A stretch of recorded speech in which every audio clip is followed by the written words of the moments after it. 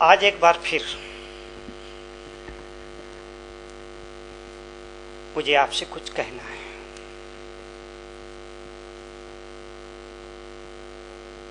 हर रोज कहता हूं,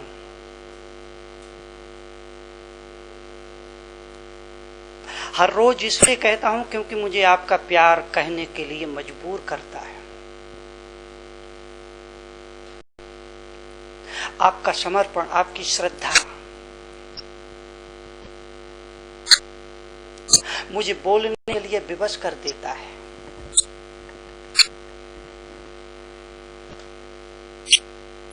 बोलना मेरा शौक नहीं है,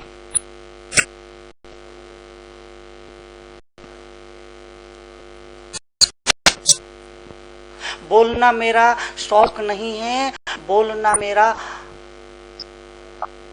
क्या हो सकता है, बोलिए आप। बोलना मेरा फर्ज है। और मैं कोई प्रवचन नहीं करता हूं, कोई कथा नहीं करता हूं, मैं तो अपने लोगों से थोड़ा सा बतियाता हूं, उनसे थोड़ा सा संवाद करता हूं, उनसे थोड़ी सी मुलाकात करता हूं। एक बुजुर्ग की हैसियत से, एक बुजुर्ग की हैसियत से आपके बीच में बैठ करके, आपके बीच में खड़े होकर के, आपके बीच में आकर के, आपके बीच में थोड़ी सी बातें करता हूं, आपके लिए, आपके परिवार के लिए, आपके भविष्य के लिए, आपके जीवन के लिए, आपके समाज के लिए, आपके राष्ट्र के लिए, आपके मुल्क के लिए, आपकी जिंदगी के लिए।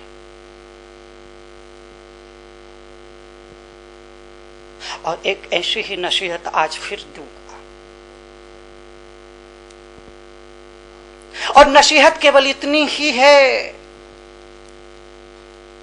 माँ बाप की आंखों में दो बार ही आंसू आते हैं। एक तो लड़की घर छोड़े तब, और दूसरा लड़का मुंह मोड़े तब। आप इस बात को काट सकते हैं क्या? मुनि तरुण सागर की बातों को काटना कोई मामूली बात नहीं है।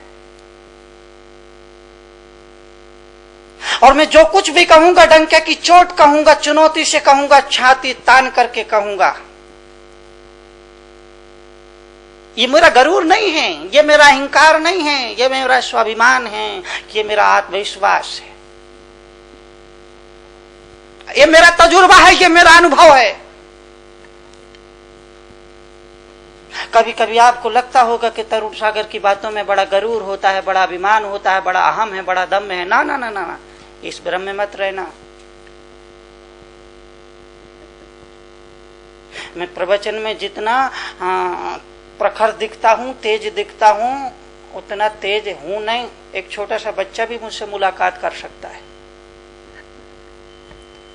और मेरे द्वार, संत निवास के द्वार एक बच्चे के लिए भी खुले हैं। अमीर आदमी के लिए ही नहीं, गरीब आदमी के लिए खुले हैं। असाधारण के लिए नहीं, साधारण के लिए भी खुले हैं। और जैनों की मैं कोई बपौती नहीं हूं।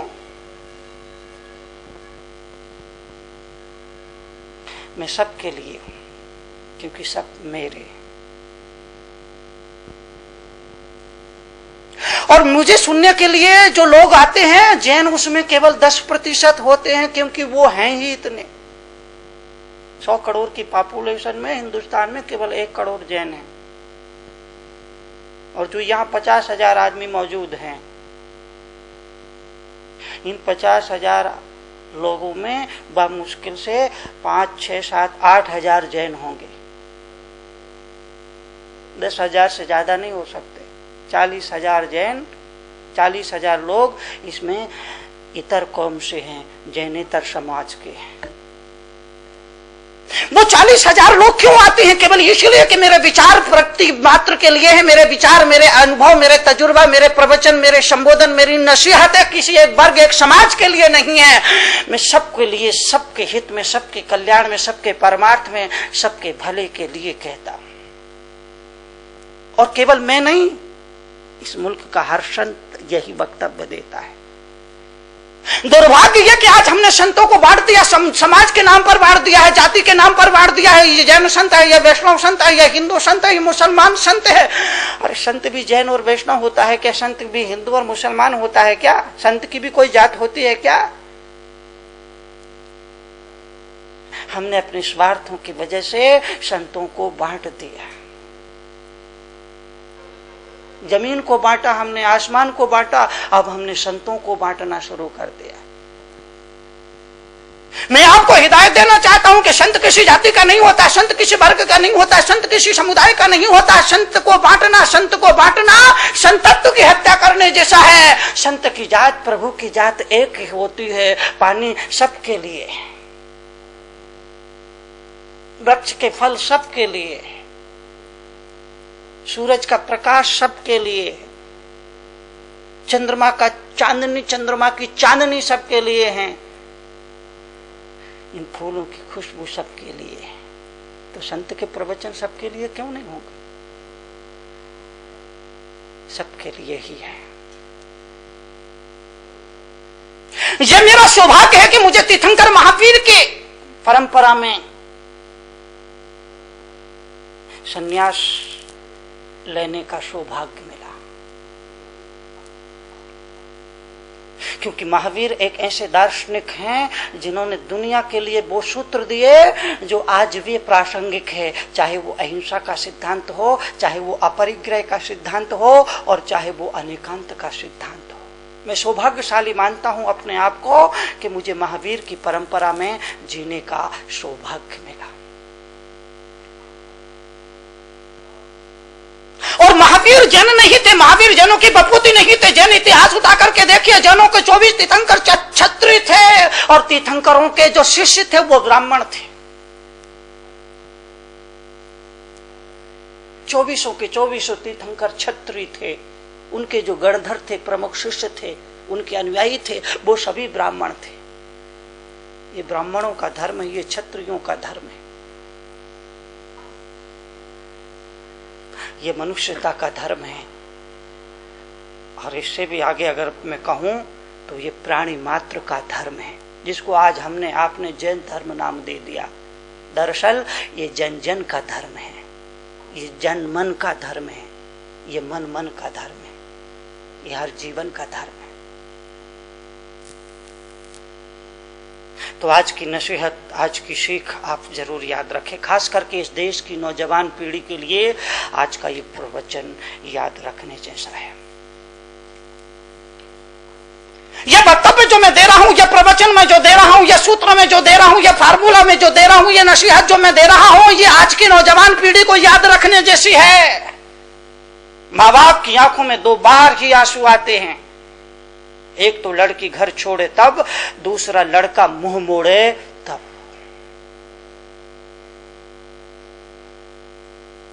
पत्थर हृदय, पाषाण हृदय बाप हो, उसे भी बेटी को विदा करते हुए रोना ही पड़ता है। पाषाण हृदय बाप, उसका जवान बेटा मर जाए तो उसको आंखों में आंसू ना आए, ये हो सकता है, मगर बेटी जब घर से विदा लेती है, डोली पर चढ़ती है और विदा होकर के ससुराल जाती है, तो पाषाण हृदय बाप भी अपने आप को रोक नहीं पाता है। उसकी आंख से भी छर छर छर छर छर आंसू बह निकलते हैं। माँ बाप के हृदय में 2 बार ही आंसू आते हैं, माँ बाप की आंखों में 2 बार ही आंसू आते हैं। एक तो लड़की घर छोड़े तब, दूसरा लड़का मुंह मोड़े तब। अपनी ही औलाद मुंह मोड़ ले, फिर क्या बचा? दुनिया मुंह मोड़ ले चल जाएगा, रिश्तेदार मुंह मोड़ ले चल जाएंगे, नातेदार मुंह मोड़ ले चल जाएगा, सगे संबंधी मुंह मोड़ ले चल जाएगा, मगर अपना ही खून, अपनी ही औलाद अगर मुंह मोड़ ले तो ये दुख बाप के बर्दाश्त के बाहर होता है। इस दुख को माँ बाप बर्दाश्त नहीं कर पाते। 2 बार, सिर्फ 2 बार माँ बाप की आंखों में आंसू आते हैं। एक तो लड़की घर छोड़े तब, दूसरा लड़का मुंह मोड़े तब। और अगली बात जो मैं कह रहा हूं उसको गौर से सुनिएगा। पत्नी तो पसंद से मिल सकती है, मगर मां तो पुण्य से ही मिलेगी। बोलो, आपको क्या लगता है? पत्नी आप पसंद से चुन सकते हैं, पत्नी का चुनाव आप पसंद पसंद से कर सकते हैं, मगर याद रखिएगा पत्नी पसंद से मिल सकती है, मगर माँ तो पुण्य से ही मिलती है बाबा। और इसीलिए पसंद से मिलने वाली के खातिर पुण्य से मिलने वाली को मत ठुकरा देना। देश की नौजवान पीढ़ी से कह रहा हूं, देश के युवाओं से कह रहा हूं, देश के तरुणों से तरुण सागर कह रहे, देश की तरुणाई से कह रहा, पत्नी पत्नी पत्नी पत्नी पत्नी पसंद से मिल सकती है। आप अपनी पसंद की पत्नी ला सकते हैं, पत्नी पसंद से मिल सकती है, मगर माँ तो पुण्य से ही मिलेगी। इसलिए पसंद से मिलने वाली के खातिर पुण्य से मिलने वाली को मत ठुकरा देना। उसकी पूजा करना, उसकी सेवा करना। उसकी सेवा किसी देवी की सेवा से कम नहीं है, उसकी पूजा किसी देवता की पूजा से कम नहीं है, उसके चरणों की धूल मंदिर के किसी चंदन से कम नहीं है। बड़े काम की बात है। देश की नौजवान पीढ़ी को, देश के नौजवान लोगों को, देश के युवाओं से मुनि तरुण सागर बहुत साफ शब्दों में यह सिखाहत देना चाहते हैं, यह नसीहत देना चाहते हैं, यह समझदारी की फर्ज की बात बताना चाहते हैं कि पत्नी पसंद से मिल जाएगी, मगर माँ पुण्य से ही मिलती है। इसलिए पत्नी जो पसंद से मिलने वाली की खातिर पुण्य से मिलने वाली को मत ठुकरा देना। अगली बात, जब तू बहुत छोटा था तो माँ की गैया से तो माँ की सैया गीली रखता था, और अब जब तू बड़ा हो गया तो माँ की आंखें गीली रखता है। तू कैसा नालायक बेटा है। एक नजर अपने अतीत पर डालिए कि जब तुम छोटे थे तो माँ की सैया गीली रखते थे, अब जबकि तुम बड़े हुए तो माँ की आंखों को गीली रखते हो। तू कैसा बेटा है, तू कैसा नालायक बेटा है। ऐसा कर्म करो, ऐसा जीवन जियो कि तुम्हारे जीवन को देख करके माँ बाप के चेहरों पर मुस्कुराहट बिखर जाए। जीवन में ऐसे कर्म मत करो कि तुम्हारे दुष्कर्मों से देख करके, तुम्हारे दुष्कर्मों को देख करके माँ बाप को सुबह शाम आंसू बहाना पड़े और तुम्हारे लिए रोना पड़े। ऐसा कोई काम मत करो। ऐसा काम करो कि तुम माँ बाप के हृदय में दुख पहुंचेगा, उनके दिल से आह निकलेगी और वो आह तुम्हारे लिए ठीक नहीं होगी।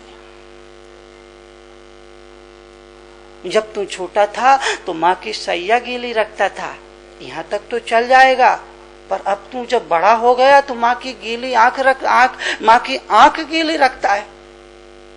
ये अच्छी बात नहीं। माँ बाप को खुशियां देना सीखो। पेड़ बूढ़ा ही सही आंगन में खड़ा रहने दो, फल ना सही छाया तो देगा। पेड़ बूढ़ा ही सही आंगन में खड़ा रहने दो, फल ना सही छाया तो देगा। माँ बाप बूढ़े हो गए तो क्या इसका मतलब है घर से बाहर निकाल दो। इस देश में वृद्धाश्रम खुलने लग गए, गौशाला पशुशाला की तर्ज पर वृद्धशालाएं खुलने लग गई। ये भारत जैसे मुल्क के लिए बड़े शर्म की बात है। मातृदेवो भव पितृदेवो भव, माता और देवता को देवता का दर्जा देने वाला मुल्क आज किस दिशा में जा रहा है, तरुण सागर सोच करके परेशान। गौशाला पशुशाला की तर्ज पर वृद्धशाला वृद्ध आश्रम खोले जा रहे। क्या जरूरत है इस मुल्क में वृद्ध आश्रमों की?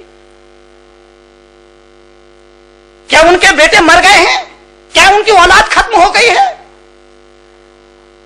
मैं तो सुबह रोज सो के जब उठता हूं ना तो भगवान से प्रार्थना करता हूं कि हे भगवान, राम और कृष्ण जैसे इस मुल्क में पैदा हो ना हो कोई बात नहीं, महावीर और बुद्ध जैसे लोग इस मुल्क में पैदा हो ना हो कोई बात नहीं, कबीर कुंद जैसे लोग इस मुल्क में पैदा हो ना हो कोई बात नहीं, पर श्रीमण जैसे बेटे जरूर पैदा होना चाहिए जो माँ बाप की सेवा कर सके, माँ बाप के बुढ़ापे में उनका सहारा बन सके। हर दिन हर सुबह श्रीमण जैसे बेटा इस मुल्क में जरूर रोज रोज पैदा होना चाहिए।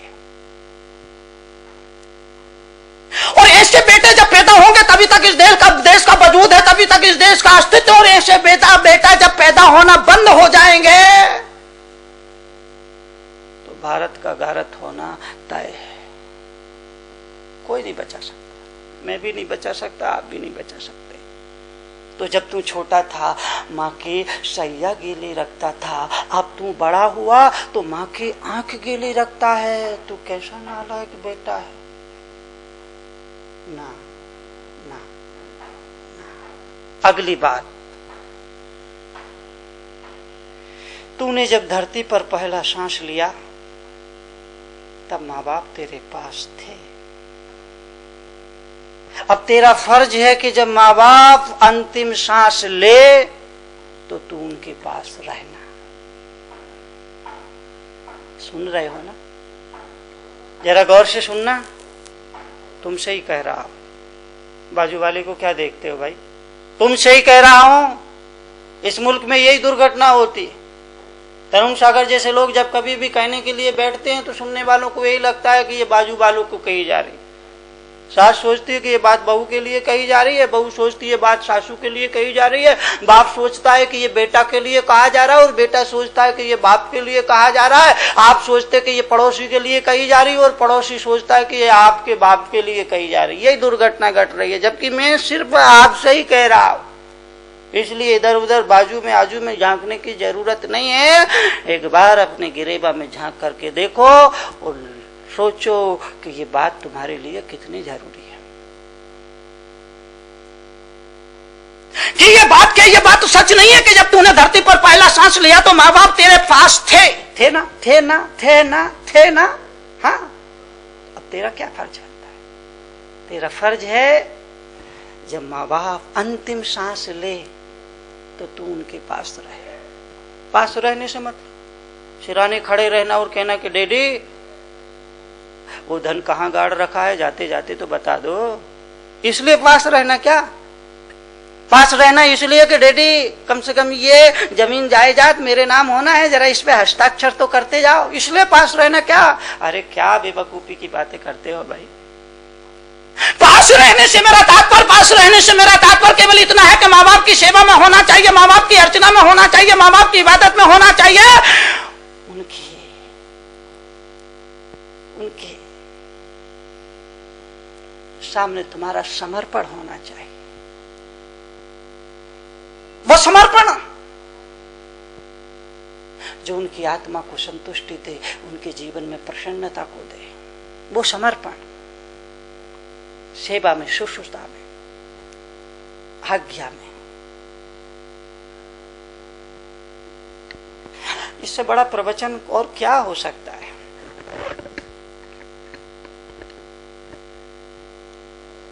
मुझे नहीं लगता कि इसके बाद और कुछ कहने के लिए बाकी रह गया हो।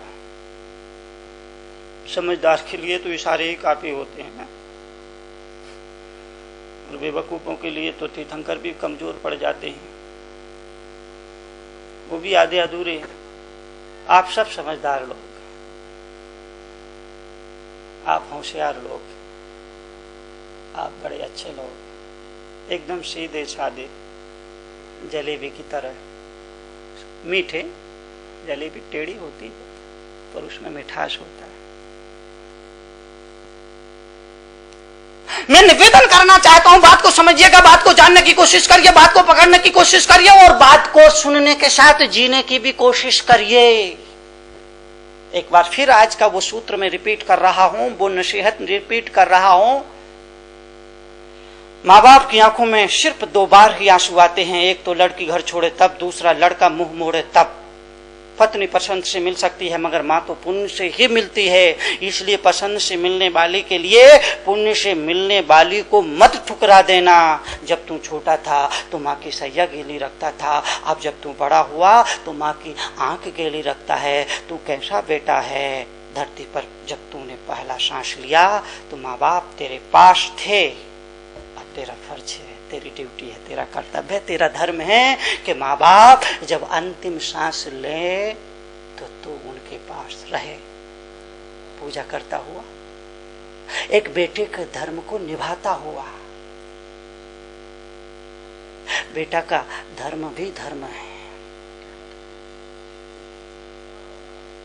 धर्म का नाम कर्तव्य है, धर्म का नाम फर्ज है। उस फर्ज और कर्तव्य को निभाते चलिए, धर्म आपके साथ पीछे पीछे हो लेगा।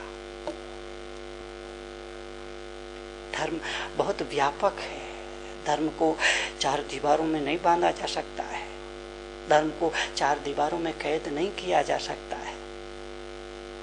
वो तो आकाश की तरह असीम है, सागर की तरह गहरा है, हिमालय की तरह ऊंचा है, फूलों से भी ज्यादा मृदु और मुलायम है।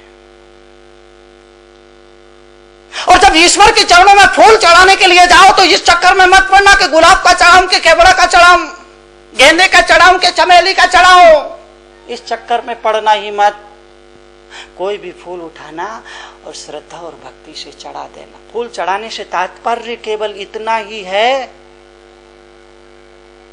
कि जिस तरह से फूल कोमल और सुगंधित होता है, आपका जीवन भी उतना ही कोमल और सुगंधमय बने।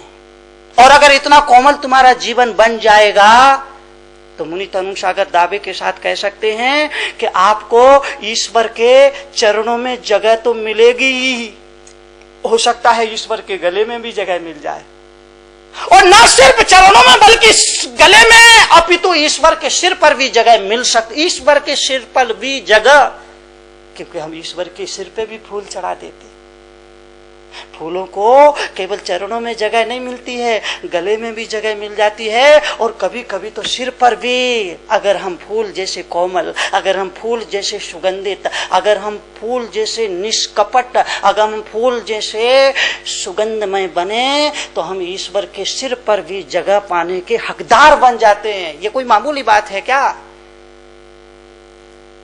हर बेटा माँ बाप की नजरों में गुलाब का फूल होता है, और माँ बाप की चाहत रहती है इस सुंदर फूल को देखें, इसको, इसका एहसास करें। वो तो देख देख कर खुश होते हैं। फूलों को देखकर क्यों खुशी होती है? औलाद भी तो एक फूल है, चंपा का, चमेली का, केतकी का, जूही का, गेंदा का, ये भी सब फूल हैं। फूल अपनी खुशबू से लोगों को आह्लादित करता है। बेटा अपने सत्कर्मों से माँ बाप को आह्लादित करता है। बस यही मुझे आज कहना था, जो कह दिया। अब कहने को मेरे पास और कुछ भी नहीं बचा, इसलिए अपनी बात को यही विराम देता हूँ। क्रांतिकारी विश्व संत मुनि श्री तरुण सागर जी महाराज के साहित्य को पढ़िए एवं पूज्य मुनि श्री के क्रांतिकारी विचारों को जानिए। ऐसा साहित्य जिसे आप एक बार पढ़ेंगे तो बार बार पढ़ेंगे। अहिंसा महाकुंभ एक ऐसी पत्रिका जिसमें आपको मिलेंगे पूज्य मुनि श्री तरुण सागर जी महाराज के क्रांतिकारी विचार। प्रत्येक माह घर बैठे अहिंसा महाकुंभ पत्रिका मंगाएं एवं मुनि श्री के क्रांतिकारी विचारों को जानें। आज ही संपर्क करें। अहिंसा महाकुंभ पत्रिका, तरुण क्रांति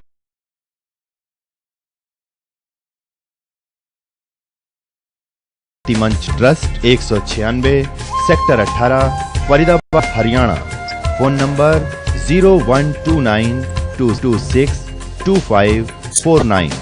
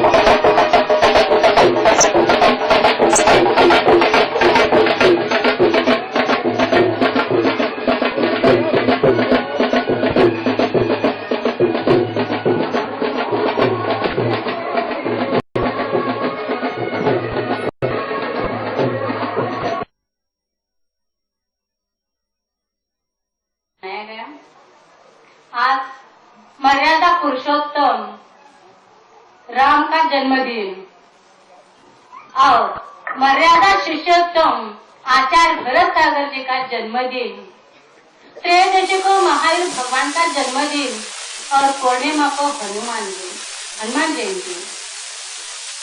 जन्म महापुरुषों की जन्मतिथि मनाई जाती है। धन्य भई वह भारत भूमि जो वीरों की खान रही, धन्य वही वह मात गुलाबी ऐसे संतों को उपजाए, धन्य भई वह पावन भूमि जो ऐसा रत्न खिलाया है, और धन्य हुआ मेरा जीवन ऐसे गुरु को पाया है। जय बोलो आचार्य भरत सागर जी महाराज की जय। लोहारिया गांव में छोटे लाल को कौन जानता था? इसका कारण उनके पास धन नहीं था, धर्म था। आचार्य गुरुदेव विमल सागर की कृपा से उन्होंने ब्रह्मचारी बने, क्षुल्लक बने, मुनि बने, उपाध्याय बने और आज आचार्य विमल सागर जी के वात्सल्य से और आपकी असीम गुरु भक्ति से आज भारत में आचार्य भरत सागर नाम से प्रसिद्ध हुए। छोटे होते हुए भी श्रेष्ठ बन गए, ज्येष्ठ बन गए। गुरु भक्ति के कारण, गुरु भक्ति ही आज मुक्ति का कारण है। गुरु भक्ति ही प्रत्येक भक्त का जीवन का वरदान है। मेरे लिए गुरु भक्ति ही श्रेष्ठ है, क्योंकि मैं श्राविका संघ में आई उस समय, उससे पहले 4-5 दिन आचार्य श्री मौन हो गए थे। परिवार लोग साथ में थे, वे कहने लगे आचार्य श्री बोलते नहीं है, मौन है, यहाँ रहकर क्या करोगे? दक्षिण में साधु बहुत है, वहाँ चलो। मैंने मना कर दी, जो होगा सो देखा जाएगा। कर्म संयोग से 11 महीने 7 दिन बाद आचार्य श्री की भगवान महावीर निर्वाण के दिन दिव्य ध्वनि की, मेरा शुभ कर्म का उदय आ गया। और उसी दिन मैंने आचार्य श्री के 5वीं प्रतिमा धारण कर ली। कुछ दिन जाने के बाद मैंने 7वीं प्रतिमा धारण की और 7/7/2093 आषाढ़ शुक्ल अष्टमी भगवान भीमनाथ भगवान के निर्वाण दिन लाभो, आरोग्य लाभो और दीर्घायु हो, ऐसे वीर प्रभु की चरणा करके एक बात एक रह गई। आचार्य श्री ने मेरा नाम गोमतेश्वर बाहुबली गोमतेश्वर जैसे तप करके संचित कर्मों का क्षय करो करके मेरा नाम गोमतेश्वर मती रख कर मुझे धन्य किया है। आचार्य श्री को आरोग्य लाभो, दीर्घायु लाभो, यही प्रार्थना करती हूँ। जय बोलो महावीर भगवान की जय। उस समय चारों ने कहा वही हम आज परम पूज्य आचार्य श्री भरत सागर जी महाराज के जन्मोत्सव पर खुशियां मना रहे हैं। ऐसे परम पूज्य आचार्य श्री चरणों वंदन करने के लिए आमंत्रित हैं पंचरत्न जी।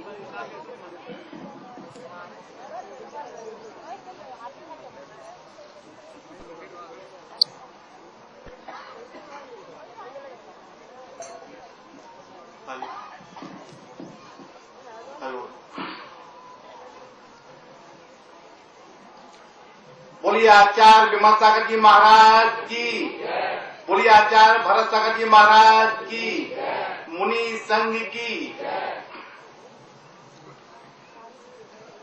गहरी गहरी नदिया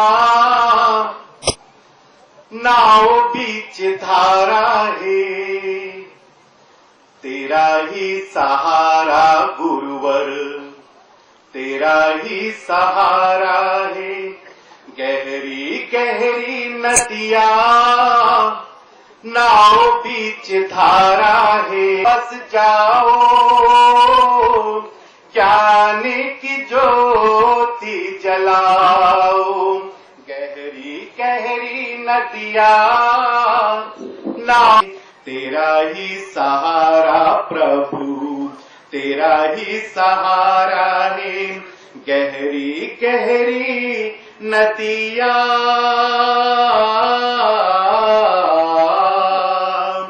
डगमग डगमग करती है ये कर्मों के भार से, मार्ग भूल रहे घोर अंधकार से।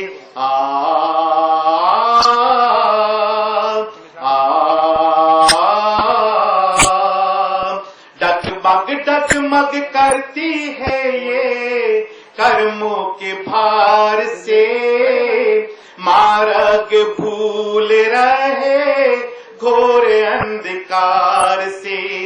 डूबती इस नाव का ही तू ही खेवनहारा है, तेरा ही सहारा प्रभु, तेरा ही सहारा है। प्रभु जी मन मंदिर में आओ, नैनों में बस जाओ, ज्ञान की ज्योति जलाओ। गहरी गहरी नदिया नाव बीच धारा है, तेरा ही सहारा गुरुवर, तेरा ही सहारा है। गहरी गहरी नदिया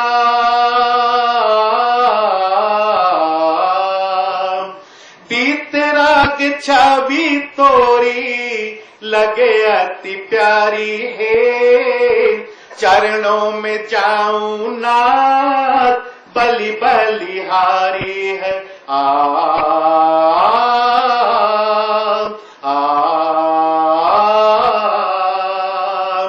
बीतराग छवि तोरी लगे अरे, तेरा ही सहारा गुरुवर, तेरा ही सहारा है।